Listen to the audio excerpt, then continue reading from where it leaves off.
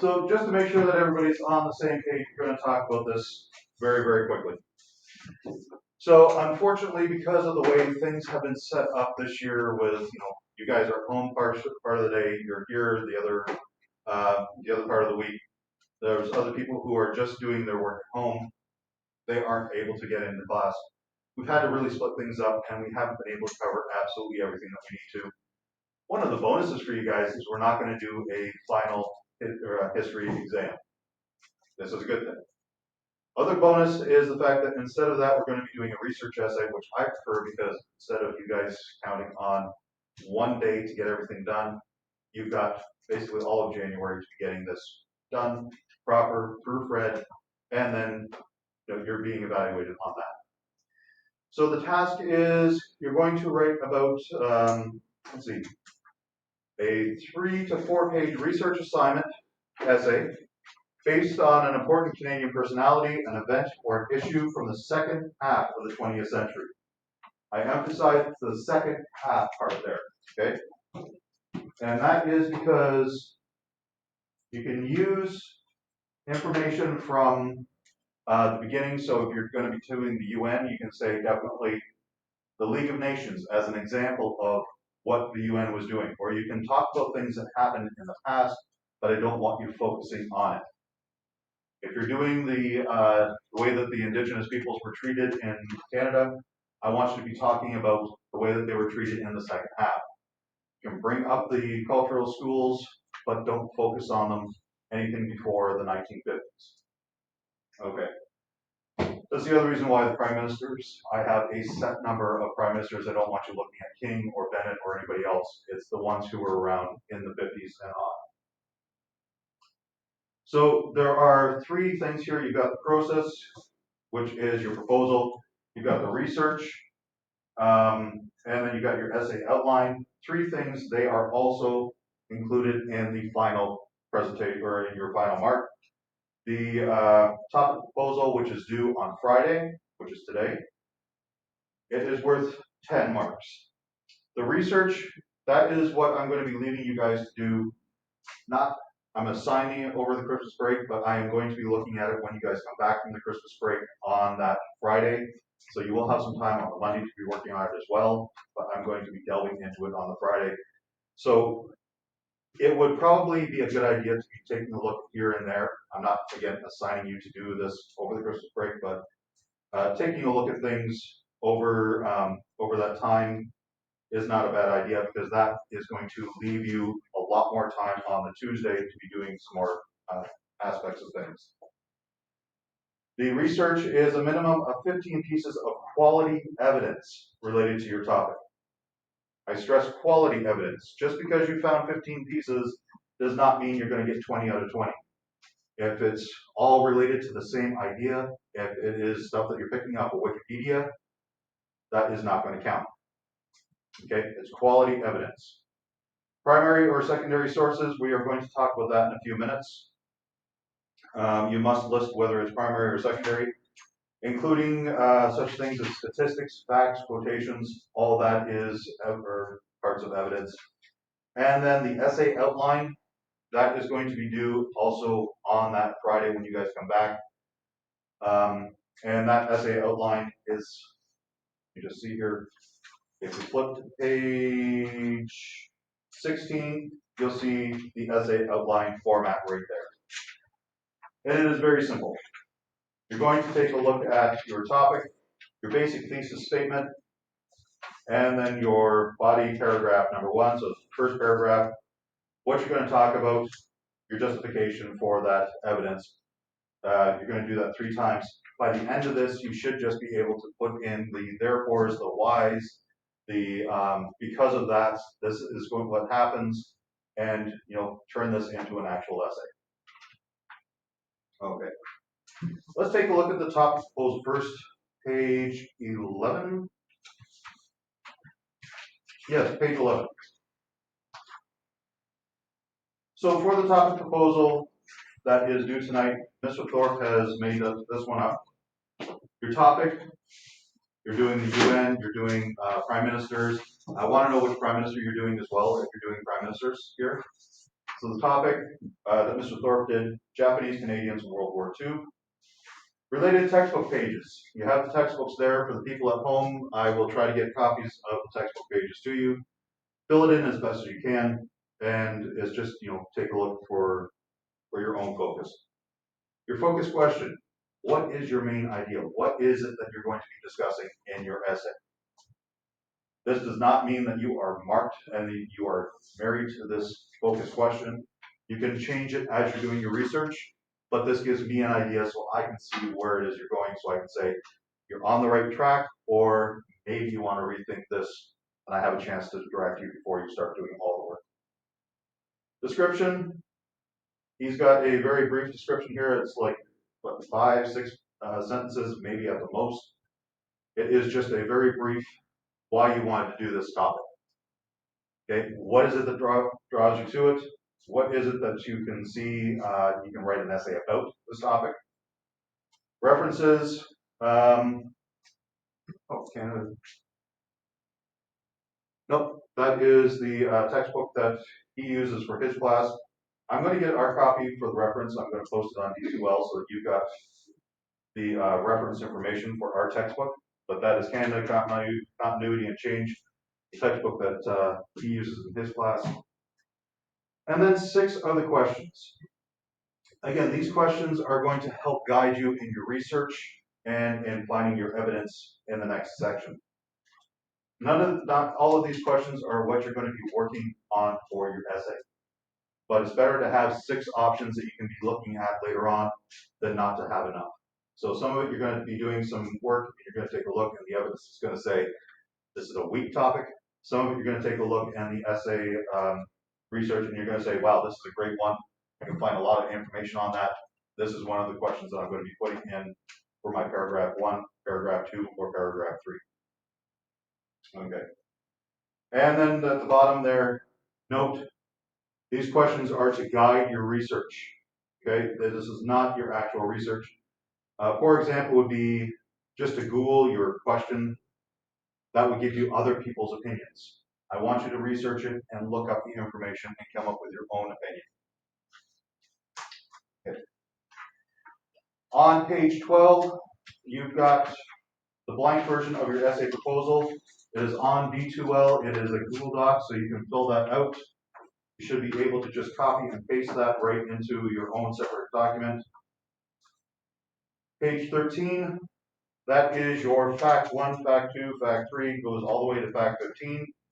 Your fact, the statistic, the date, the example, whatever it is that you're grabbing, the title of the source that you got it from, your author's first name, last name, and the URL, so that when it comes time to cite your information, it's all right here for you. You don't have to go back and go, oh, gee, where did I find that? Yep. Sometimes you're unable to find both the first name and the last name, or articles are written anonymously. So is it okay? Yes. Yep. And that is actually, we discussed that a little bit more inside the package itself. Okay, so let's start over here, page 2. Everybody has already picked their topics. If you have picked that topic, I want you to stay with that topic unless you have a definite reason why you want to switch. We have people who have already locked in all the prime ministers.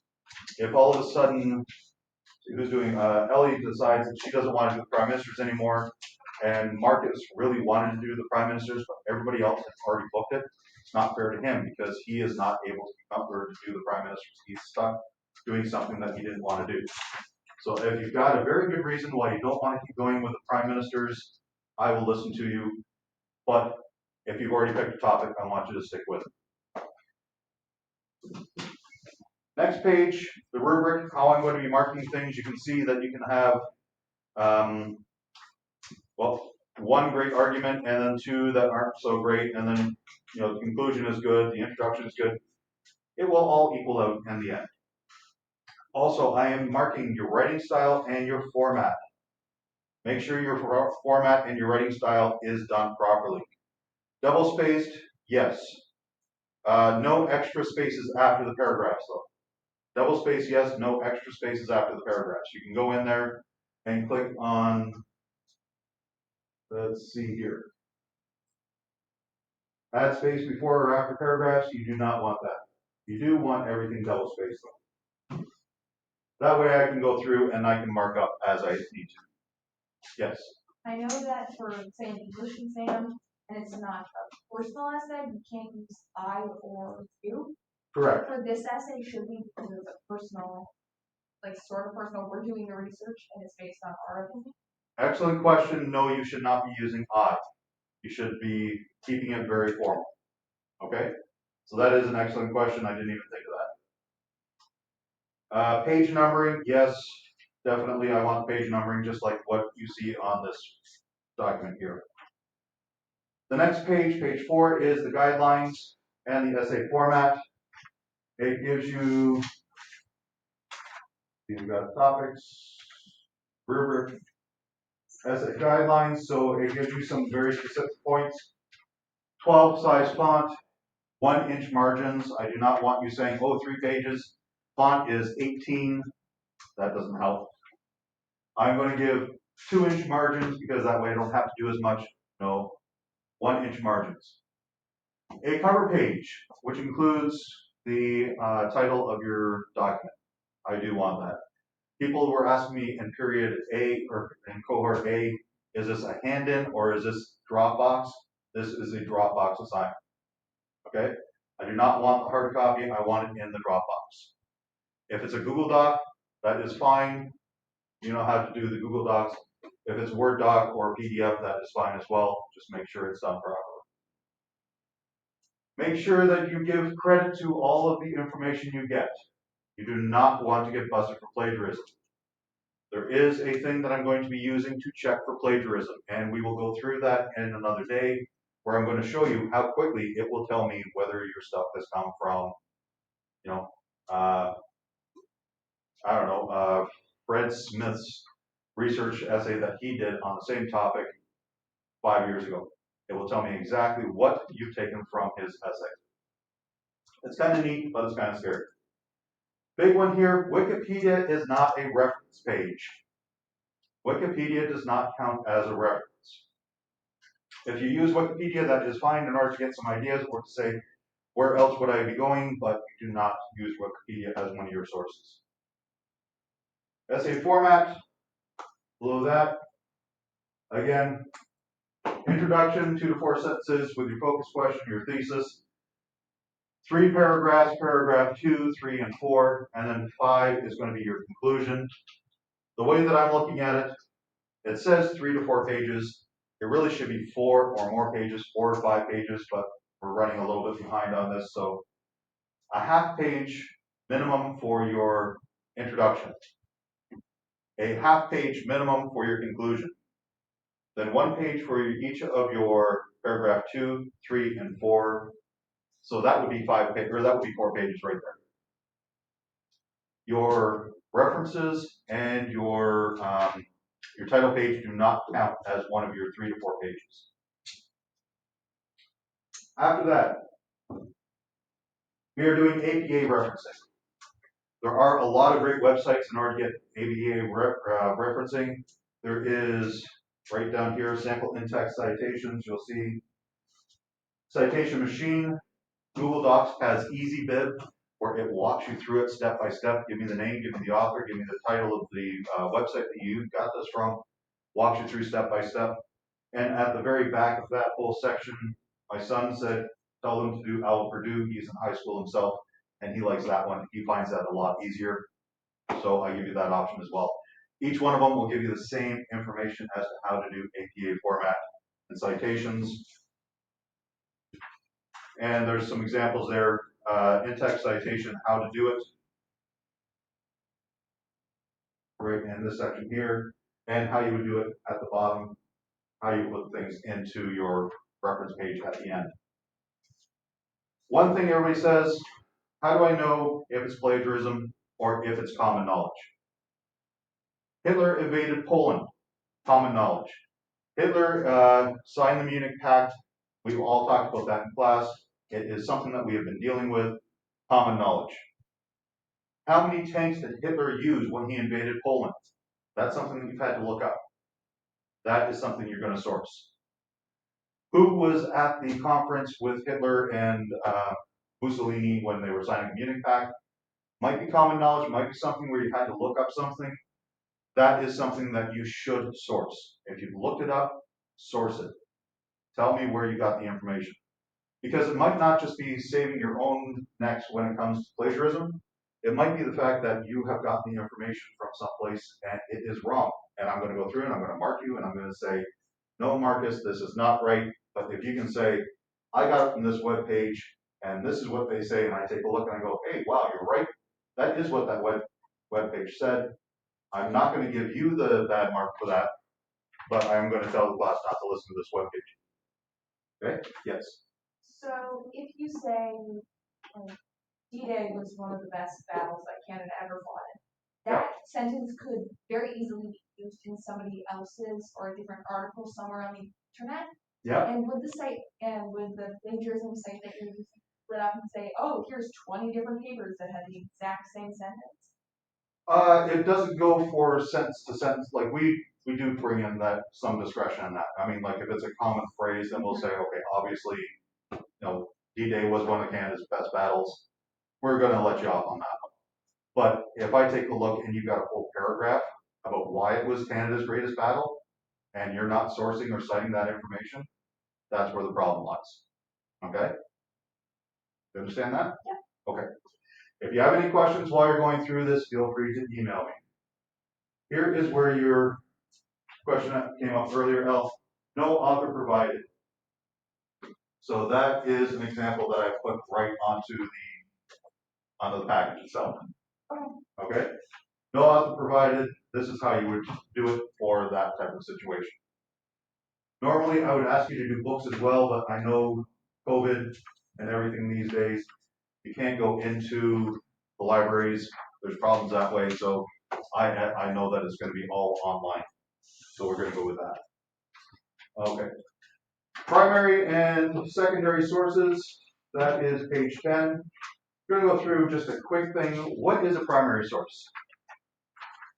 What is an example of a primary source? Anybody? Seth? Comes directly from the source. Comes directly from the source, okay. Diaries and letters and newspapers. Diaries, letters, newspapers to a point, yes, absolutely. Diaries, letters, photographs, anything of that nature would be a primary source. What would be a secondary source based on that?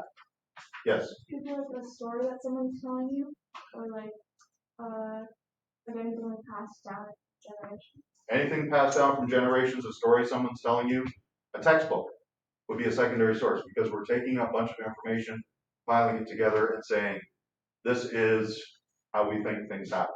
Yes. So, this is an example, just a quick thing, jot this down. It is page, what here, 10. So which would be a primary and a secondary source? Picture of your grandfather. Primary source or secondary source? Grace. Picture of your grandfather. Would that be a primary or a secondary? Primary. Why? You're right. I just want to hear why. Because I. Okay, because you took it, yeah, but you could also be taking a look at it. It is something from the 1940s. Or, sorry, for your grandfather's probably from the 1970s. So you're able to take a look and you're able to see where he was, type of clothes that he was wearing, the location that he was in, what is it that you're able to read off of that? That is a good example of a primary source. A picture of you. Primary source or secondary source? Walker, what do you think? Take a guess. You got what? 50-50 chance. Secondary, no, it would be a primary source as well. Because you're able to read a lot of information based on that. What kind of clothes were you wearing? Does that mean that you were in a happy mood or a sad mood? What day and age was it being taken from? Your agenda. So a diary, or back in the days when they actually gave out that book at the beginning of the years, your agenda, where you write down your day-to-day tasks. Primary or secondary source? See it. your agenda. Primary, definitely, because you can see day to day what different things had to happen. The doodles that you would have put in there. You know, give your distraction. Photo washing. Your textbook. Already said this. Secondary, Secondary, definitely. Why? because it's not the original transcript. It's not the original transcript. Things might have been modified a little bit in order to fit the narrative. Definitely. Things have been added or not added based on what the authors are trying to say. A veteran who stormed the beaches of Normandy. Primary. Primary, definitely. You're getting a first-hand account. Although it would be better if this first-hand account happened just afterwards instead of 40 years later, 50 years later in an interview. Your essay on Imperial Russia. Seth. Secondary, Secondary, why? because you're not the one who it's not, you didn't storm up to Imperial Russia or like, Yeah, so it's your interpretation of the facts, so definitely. The Bible. This one can get interesting. The Bible, primary or secondary source? Ryder, what do you think? I think secondary. Why? It's okay. Because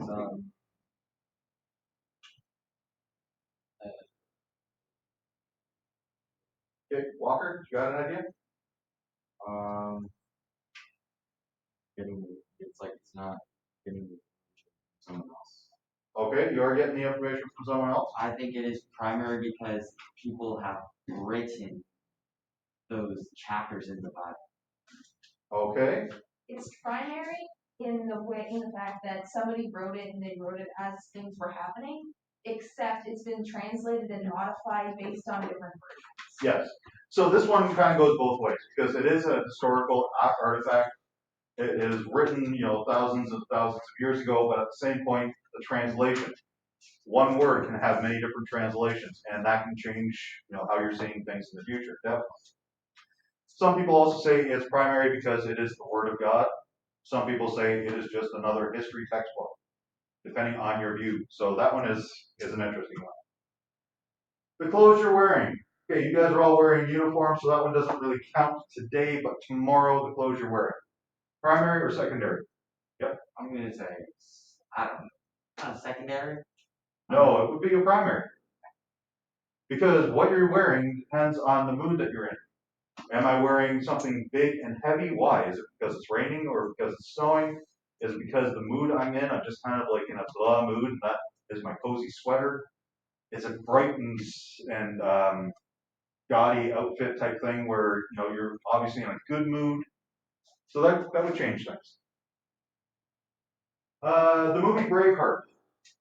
Yep. Secondary. Secondary, definitely. I would even go third area because it is full of so many lies. Or do you? Well, it's not really a thing, but replica of a Crusader's helmet. Yeah. Secondary. Secondary, why? It's a copy of. Copy of the original, definitely.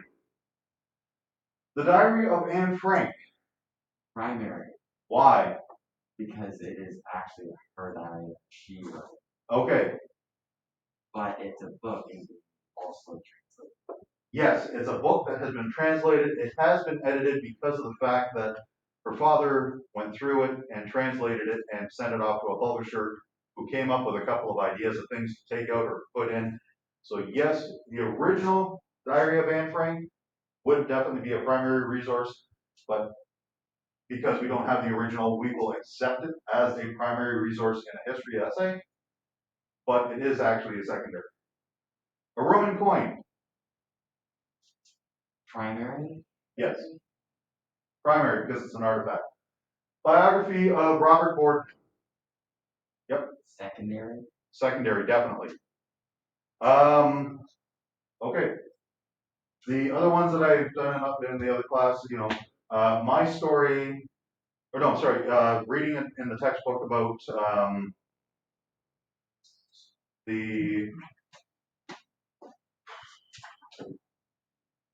we'll get into that later.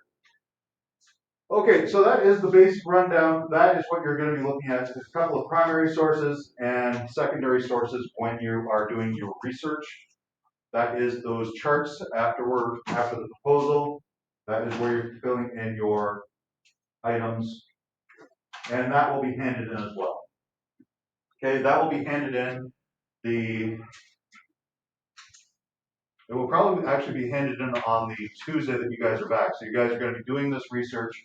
That is pretty much what you guys are going to be doing that day in order to get ready for the Friday. Friday, you're going to have the test. There will be a little bit of a slideshow for you guys to watch on the end of World War II doing this. So that's what I said. You might want to pick up a few things over the Christmas break, just kind of get your head in order. Okay. Going to stop sharing there.